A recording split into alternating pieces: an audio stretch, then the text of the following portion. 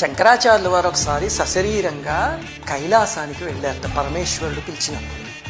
అప్పుడు పరమేశ్వరుడు ఆయన మీద ప్రీతితో 5 శివలింగాలు ఇచ్చి, నాయన ఇవి చాలా పవిత్రమైన శివలింగాలు, వీటిని భూమిపైకి తీసుకువెళ్ళి 5 ప్రదేశాల్లో పెట్టు, అవి అర్చన జరిగినంత కాలం సనాతన ధర్మానికి లోటు లేదు అని పరమేశ్వరుడు పంపించాడు. ఆ మొట్టమొదటిది అందులో యోగలింగం అని ఉంది. దాన్ని కంచి కామకోటి పీఠంలో పెట్టారు. ఇప్పుడు అక్కడ పీఠం ఉంది కదా, అందులో పూజలు అందుకుంటాం. రెండవది భోగలింగం అని ఉంది, అది శృంగేరి పీఠంలో ఉంది. మూడవది మోక్షలింగం అనేది చిదంబరం ఆలయంలో ఉంది. 4వది వరలింగం అని, అది నేపాల్లో నీలకంఠ క్షేత్రంలో ఉంది. 5వది ముక్తిలింగం అనేది కేదార్నాథ్లో ఉంది. ప్రతిరోజు రాత్రి దాదాపు 8 గంటలకి భారతీ తీర్థస్వామి వచ్చి చంద్రమౌళీశ్వరుడి ఆరాధన చేస్తారు. అసలు చూడటానికి 2 కళ్ళు చాలా విధంగా ఇక్కడ చూపిస్తున్నదే, ఇదే ఆ కైలాసం నుంచి వచ్చిన శివలింగం.